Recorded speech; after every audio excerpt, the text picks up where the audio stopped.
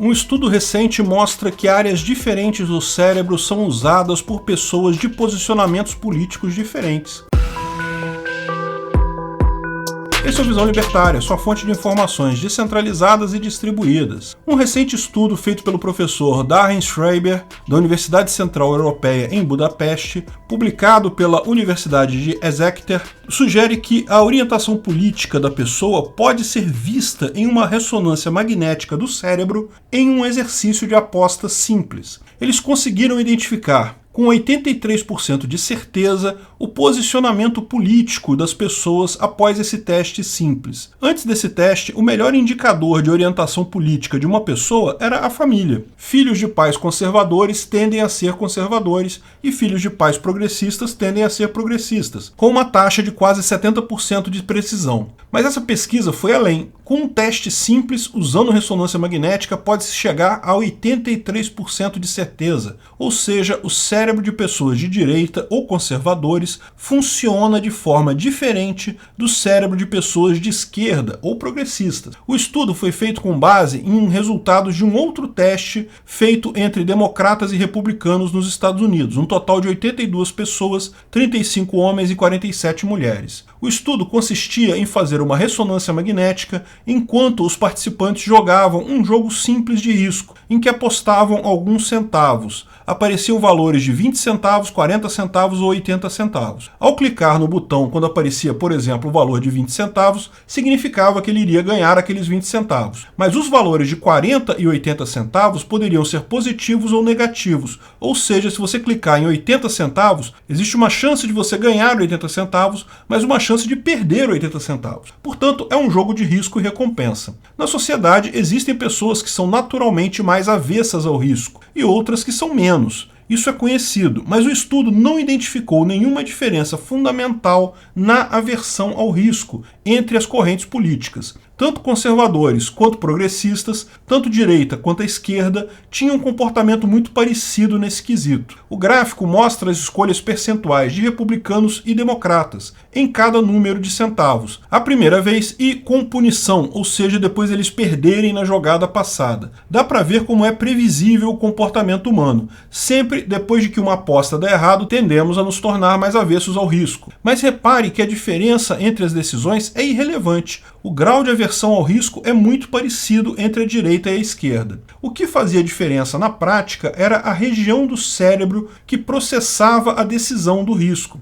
Já se sabia de estudos anteriores que 4 regiões do cérebro são responsáveis por tomada de decisão nessa situação: a amígdala direita, a ínsula esquerda, o córtex entorrinal direito e o cingulado anterior. O que diferenciava conservadores de liberais é que os liberais usavam muito mais a ínsula esquerda, enquanto os conservadores usavam a amígdala direita. Ou seja, isso significa que, no final, pessoas de todo o espectro político tomam decisões com graus de risco muito parecidas, mas fazem isso usando mecanismos diferentes para chegar nessa decisão. Inclusive, pela área do cérebro afetada, os pesquisadores julgam ter pelo menos uma ideia do que se passa. O pessoal da esquerda, progressistas, tendem a gostar de novidade e tomam mais decisões de risco por incentivo da novidade mesmo. Por outro lado, o pessoal da direita, os conservadores, tendem a adotar situação de risco em uma dinâmica de instinto de luta, como enfrentamento de um adversário imaginário. Lógico, seria uma simplificação acreditar que todo direitista ou todo esquerdista pensa da mesma forma, é lógico que existem exceções, mas o que mostra o estudo é que existe essa tendência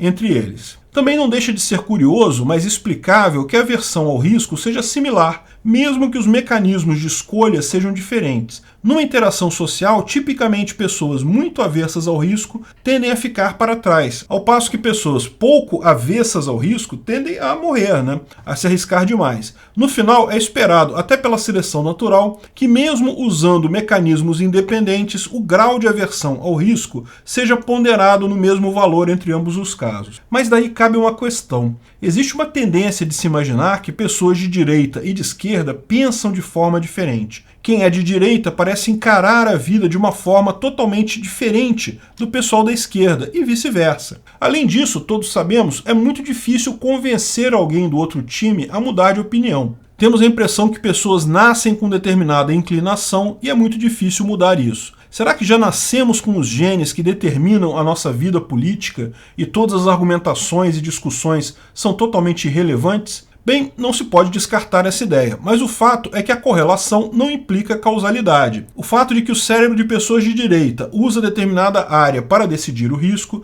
e cérebros de pessoas de esquerda usam outra área não quer dizer que a orientação política seja derivada da forma do cérebro. Pode ser o contrário. Pode ser que simplesmente, ao se tornar conservador, você tenha uma tendência a usar determinadas áreas do cérebro para tomar aquele tipo de decisão. E o mesmo acontece com progressistas. Não seria o cérebro que molda a opinião política, mas a opinião política que molda o cérebro. Isso não seria nem um pouco surpreendente. Em grandes cidades, antes do evento do GPS, todo taxista andava com um livro chamado Guia de Ruas. Era um livro enorme. Quando o passageiro dizia que queria ir numa determinada rua, com o guia ele poderia saber onde essa rua ficava e assim como chegar lá. Hoje, isso é tudo feito pelo GPS, é muito mais fácil. Mas em Londres, nessa época, era proibido usar o livro. O motorista tinha que conhecer todas as ruas de cabeça. Um estudo mostrou que havia um acréscimo de massa cinzenta entre motoristas de táxi em Londres ao longo da carreira, à medida que memorizavam mais e mais ruas. Muitas vezes não é o nosso cérebro que determina como agimos, mas ao contrário, nossas preferências, nossas ações, a forma como atuamos que muda o nosso cérebro. Ademais, como eu já coloquei em outros vídeos, a forma de pensar das pessoas tipicamente muda muito pouco. O que faz as pessoas optarem por um lado do espectro político ou por outro são as informações que ela tem. Lógico que tais informações incluem muita coisa que a pessoa viveu, a experiência daquela pessoa, de forma que continua sendo muito difícil convencer alguém a alguma coisa em termos de posicionamento político. Deve-se levar em conta também que a dissonância cognitiva tende a afetar todos nós. Se alguém tenta te convencer de alguma coisa, você vai automaticamente entrar em modo de autodefesa. É o mesmo que tentar fazer alguém mudar de time. Existe até uma maneira documentada de se usar isso. A melhor maneira de você fortalecer em alguém a opção política por um determinado lado é submeter essa pessoa a pessoas tentando convencê-la do lado contrário. Por isso, sempre que alguém fala comigo, poxa, eu não consigo convencer minha namorada, meus filhos, meus pais, etc., eu digo, pare com isso não leva a nada. Ao contrário, você só vai estar sedimentando o time de futebol deles e tornando-se um chato ao mesmo tempo. Então, é impossível fazer alguém mudar de opinião política?